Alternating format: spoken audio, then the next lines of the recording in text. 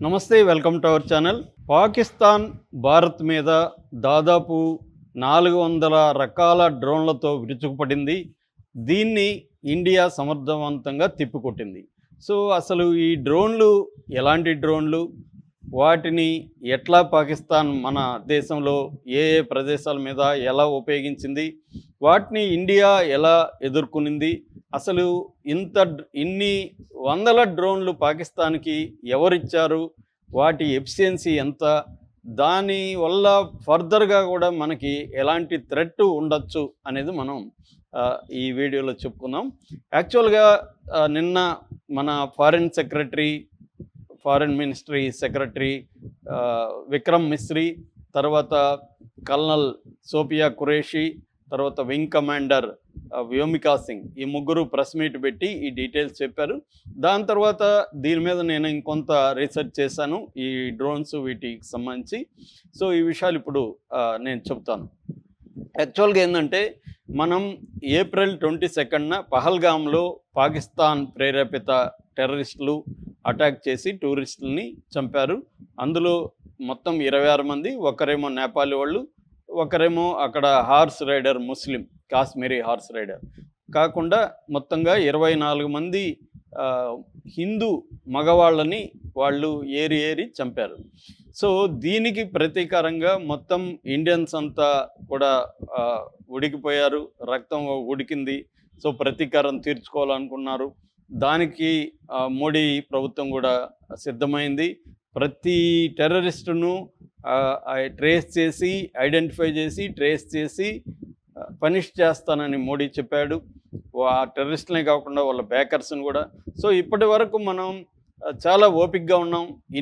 4 యుద్ధాలు జరిగినా కూడా మనం ఇండస్ వాటర్ ట్రీటీ జోలికి వెళ్ళలేదు. కానీ ఈసారి ఇండస్ వాటర్ ట్రీటీని ఆపేసాం. మిగతా డిప్లొమాటిక్ చర్యలు, ఎకనామిక్ చర్యలు, అంటే మనకి వాళ్ళకి మధ్య ట్రేడ్ని ఆపేయడం, ట్రేడ్ రూట్స్ని కట్ చేయడం, ఇలాంటి అనేక చర్యల్ని మనం తీసుకున్నాం. దాంతోపాటు అది సరిపోదు కాబట్టి మనం వాళ్ళ టెర్రరిస్టు క్యాంపులు, ట్రైనింగ్ క్యాంపుల మీద అటాక్ చేయడానికి ప్లాన్ చేసుకున్నాం. దాదాపు 2 వారాల తర్వాత మే 7th అర్లీ అవర్స్లో 9 ప్లేసుల్లో మనం ఒకేసారి 25 నిమిషాల్లో అటాక్ చేయగలిగాము. సక్సెస్ఫుల్గా, ప్రిసైజ్గా అటాక్ చేసాం. ఎక్కడ సివిలియన్స్ మీద కానీ మిలిటరీ జోలికి కానీ వెళ్ళలేదు. నిజానికి పాకిస్తాన్ సైలెంట్గా ఉండాలి, కానీ పాకిస్తాన్ సైలెంట్గా ఉండకుండా ఏం చేసిందంటే, పాకిస్తాన్ మన దేశం మీద దాడికి రంగంలోకి దిగింది. ఒకటి, ఎల్ఓసి దగ్గర విపరీతంగా దాడులను పెంచింది, మన ప్రజల మీద అటాక్స్ చేసింది. దాదాపు 31 మంది మన పౌరులు చనిపోయారు. దాంట్లో మన సైనికులు కూడా చనిపోవడం మొదలైంది. మన మురళీనాయక్ మన సత్యసాయి జిల్లా అతను చనిపోయాడు. తర్వాత ఒక సివిల్ అడ్మినిస్ట్రేటర్, అంటే అసిస్టెంట్ డెవలప్మెంట్ ఆఫీసర్గా ఉంటున్న అతను రాజౌరి నగరంలో అతను చనిపోయాడు నిన్న. దాని తర్వాత పౌరులు ఒక 31 మంది చనిపోయారు, ఒక 60 మంది పైన గాయపడ్డారు. దీంతో పాటు ఒక 15 నగరాల్లో మిలిటరీ ఇన్స్టాలేషన్ మీద వాళ్ళు మిసైల్స్ దాడి చేశారు. వాటన్నిటిని మనం తిప్పికొట్టగలిగాం. ఎప్పుడైతే మిసైల్స్ అటాక్ చేశారో మనం కూడా మనం కవించలేదు, వాళ్ళు కవిస్తే మనం బదులు ఇవ్వడం అన్న ఒక స్ట్రాటజీలోనే మనం ఉన్నాం.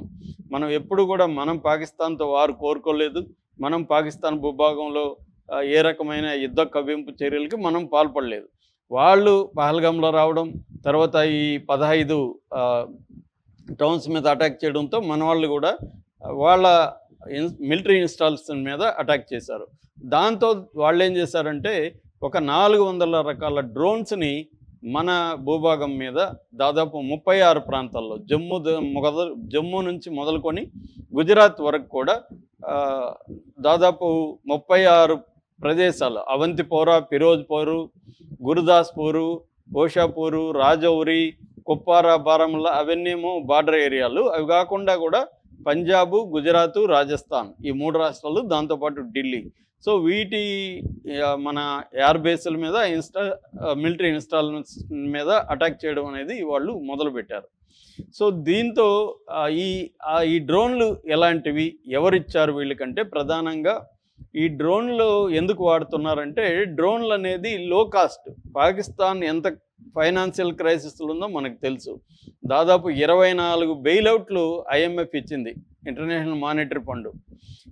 అంటే అప్పుల సంక్షోభం నుంచి బయటపడడానికి బెయిలౌట్ ప్యాకేజ్ అంటారు. ఆ బెయిలౌట్ ప్యాకేజీలు 25 ఇచ్చింది.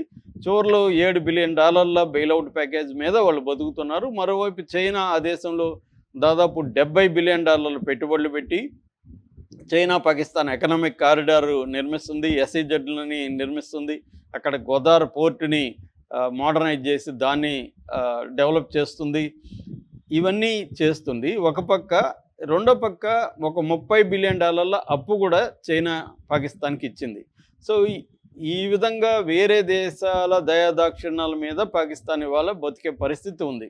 దాంతో పాకిస్తాన్ మనలాగా అడ్వాన్స్డ్ వార్ ఎక్విప్మెంట్ కానీ, ఒక ఎయిర్ క్రాఫ్ట్ కానీ, నేవీ కానీ, ఆర్మ్డ్ ఫోర్స్కి సంబంధించిన వెపన్స్ కానీ మనంత అడ్వాన్స్డ్గా పాకిస్తాన్ పెట్టుకోలేదు. మనం పెట్టుకోవడానికి ఇంకొక కారణం కూడా ఏంటంటే మన టార్గెట్ చైనాతో యుద్ధం వస్తే మనం ప్రిపేర్డ్గా ఉండాలి. కాబట్టి చైనాను దృష్టిలో పెట్టుకొని మన బడ్జెట్ కూడా పెంచుకున్నాం. మన బడ్జెట్లో వాళ్ళది 10% కూడా లేదు. మనది 8 లక్షల కోట్లు అరౌండ్ ఉంటే వాళ్ళది 80,000 కోట్లు, 1,00,000 కోట్లు కూడా లేవు వాళ్ళది.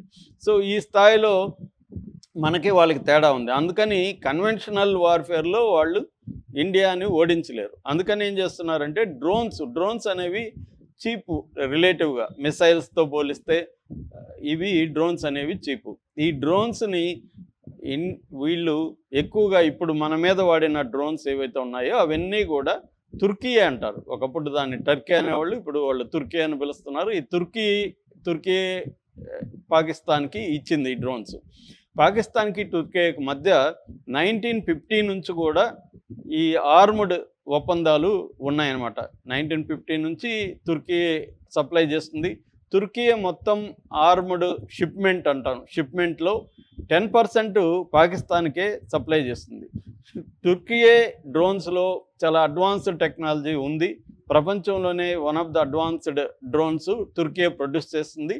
వీళ్ళు పాకిస్తాన్ తుర్కీ కంబైన్డ్ ప్రొడక్షన్ కూడా చేస్తున్నారు. సో ఈ డ్రోన్స్లో ప్రధానంగా మనకి ఒక 3 రకాల డ్రోన్స్ మనకు కనిపిస్తాయి.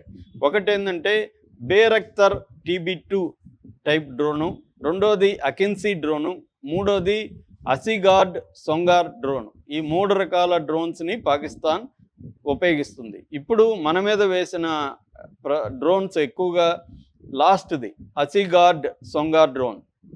అసలు ఈ డ్రోన్స్ క్యాపబిలిటీస్ ఏంటి, ఇవి దేనికి పాకిస్తాన్ యూజ్ చేస్తుంది అంటే 2 పర్పస్లు ఉన్నాయి పాకిస్తాన్కి. ఒకటి మన ఎయిర్ డిఫెన్స్ సిస్టమ్ని టెస్ట్ చేయడానికి, అంటే ఎయిర్ డిఫెన్స్ సిస్టమ్ ఎక్కడెక్కడ మోహరించున్నాం ప్లేసెస్ కనుక్కోవడానికి, తర్వాత మన ఎయిర్ డిఫెన్స్ సిస్టమ్ యొక్క ఫ్రీక్వెన్సీని అర్థం చేసుకోవడానికి, వీటిని క్యాపబిలిటీస్ని స్టడీ చేయడానికి ఈ డ్రోన్స్ని వాడతారు. ఇవి లాయిటరింగ్ మ్యూనిటేషన్స్ అంటారు. అంటే లాయిటరింగ్ అంటే అవి ఒకే చోట ఎక్కువసేపు ఉండగలవు. అంటే ఫర్ ఎగ్జాంపుల్ ఇప్పుడు బేరఖ్తర్ డ్రోన్ ఉంది. ఈ బేరఖ్తర్ డ్రోన్ అనేది 27 గంటలు సర్వైవ్ కాగలదు, ఉండగలదు. 25,000 ఫీట్, 25,000 అడుగుల ఎత్తుకి అది వెళ్ళగలదు. సో అందువల్ల దానికి ఎండ్యూరెన్స్ ఎక్కువ ఉంటుంది, ఎక్కువసేపు ఉండగలదు. దాంట్లో కెమెరాలు ఉంటాయి, అడ్వాన్స్డ్ కెమెరాలు. అవి మన ఎయిర్ డిఫెన్స్ సిస్టమ్ని స్టడీ చేస్తాయి, సర్వేలెన్స్ చేస్తాయి. వీటిని రెక్కీ డ్రోన్స్ కూడా అని పిలుస్తారు. ఈ రెక్కీ చేస్తాయి అన్నమాట. అంటే మన క్యాపబిలిటీస్ని కరెక్ట్గా అంచనా వేసుకోవడం కోసం ఇవి వచ్చాయి. దీన్ని మిలిటరీ నిపుణులు ఎలా పోలుస్తారంటే బాక్సింగ్ మ్యాచ్, దీంట్లోకి ఎంటర్ అయిన 2 బాక్సర్లు ఒకరిని ఒకడు స్టడీ చేయడానికి మొదట చిన్నగా కొట్టుకుంటూ ఉంటారు. అంటే ఎవడి బలం ఎంత, ఎవడి బలహీనతలు ఏంటి, ఎదుటివాడి బలహీనతలు స్టడీ చేయడానికి వార్మప్ లాగా చేస్తుంటారు. అలాగా డ్రోన్స్ని ప్రధానంగా వాళ్ళు ఫస్ట్ ఉపయోగించారు. సో రెండవ రకం డ్రోను అకిన్సీ డ్రోను. అకిన్సీ డ్రోన్ కూడా 24 గంటల పాటు అది ఉండగలదు, 40,000 ఫీట్ పైకి వెళ్ళగలదు. మూడోది అసిగార్డ్ సొంగరం. ఇది కూడా చాలా కరెక్ట్‌గా అక్యురేట్‌గా ఫిగర్ ఇవ్వలేదు గానీ, ఇది కూడా చాలా హైట్‌కి వెళ్ళగలదని చెప్తున్నారు. ఇది కూడా 20 గంటల పైన ఎండ్యూరెన్స్ అయితే దీనికుంటది. సో, దాని తర్వాత సెకండ్ ఫేజ్‌లో వీళ్ళేం చేశారంటే, వాటికి కెమెరాల్ని దాదాపు 10 కేజీల బరువైన వెపన్స్‌ని కూడా కెమెరాలు, బరువైన వెపన్స్‌ని కూడా దానికి ఫిక్స్ చేశారు. అంటే దీంట్లో మళ్ళీ 2 రకాలుంటది. రిమోట్ మోడలు ఒకటి, రెండోది ఆటోమేటెడ్. ఆటోమేటెడ్ అంటే ఏఐ పవర్డ్ ఉంటది. వాటికి గానీ జీపీఎస్ ఇవన్నీ ఫిక్స్ చేసేసి ఎక్కడ పోయి ఏ టైంలో కొట్టాలని ఫిక్స్ చేస్తే, అదే వెళ్ళి ఆ పైన మనం ఏ ప్లేస్‌లో కొట్టాలో ఆ ప్లేస్‌లో లాయిటరింగ్ అంటారు. అంటే అక్కడే వెయిట్ చేస్తూ స్టడీ చేసి అది నిర్ణయం తీసుకొని అదే చేస్తుంది. లేదు మనం రిమోట్‌లో నుంచి దాన్ని ఆపరేట్ చేయొచ్చు. ఇలాగా పాకిస్తాన్ లో కాస్ట్ డ్రోన్ వార్‌ఫేర్‌ని ఇండియా మీద మొదలుపెట్టినట్టుగా తెలుస్తుంది. ఒకటేమో స్టడీ చేసే పర్పసు, రెండోదేమో మన ఇన్‌స్టాలేషన్స్, మిలిటరీ ఇన్‌స్టాలేషన్స్, మన ఆయుధాల ఒక్కొక్క దగ్గర మనం మోహరించుంటాం కదా! వాటి మీద వేసి వాటిని ధ్వంసం చేయడం. ఈ 2 పర్పస్‌లతో ఈ డ్రోన్స్‌ని ఉపయోగించినట్టు తెలుస్తుంది. ఈ 36 ప్లేసుల్లో కూడా ఈ 400 డ్రోన్స్‌ని మన ఎయిర్ డిఫెన్స్ సిస్టమ్ కూల్చేసింది. మన ఎయిర్ డిఫెన్స్ సిస్టమ్‌లో రకరకాల పద్ధతులు మనం డ్రోన్స్‌ని ఉపయోగించాం. ముఖ్యంగా మిసైల్స్ వచ్చినప్పుడేమో మనం S-400 ఇది హైయెస్ట్ ఎయిర్ డిఫెన్స్. ఎయిర్ డిఫెన్స్‌లో 3 రకాలుంటది. ఒకటి ఎయిర్ డిఫెన్స్‌కి సంబంధించిన ఇవి వాడడం. రెండోది కమాండ్ కంట్రోల్ పోస్టులు ఎక్కడెక్కడ ఉన్నాయి అనేది స్ట్రాటజిక్ ప్లేస్‌లో ఉండడం. మూడోది మన రాడార్ వ్యవస్థ బలంగా ఉండడం.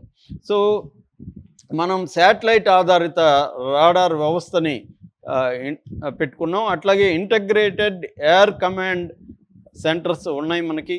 దాంతోపాటు మనం S-400 అనేది అడ్వాన్స్‌డ్. అవి కాకుండా మనం బరాక్ 8 అని ఆకాష్ ఎయిర్ డిఫెన్స్ ఇవన్నీ కూడా మనం డెవలప్ చేసుకున్నాం. అట్లాగే ZU-23 పాతవి ఉన్నాయి. ఇగ్లా ఉంది. L-70 బోపర్స్ గన్స్ ఉన్నాయి. అంటే కొన్నేమో ఈ 2 రకాలు ఉంటది ఎయిర్ డిఫెన్స్‌లో. ఒకటేమో ఎయిర్ ఫోర్స్ దగ్గర ఉండే ఎయిర్ డిఫెన్స్, రెండోదేమో మన ఆర్మీ దగ్గర ఉండే ఎయిర్ డిఫెన్స్. అంటే గ్రౌండ్ టు ఎయిర్ అనమాట. అంటే సర్ఫేస్ టు ఎయిర్ అంటారు. So, air to air, surface to air ఈ 2 రకాలని మనం వాడాము. మనం పాత బోపర్స్ L-70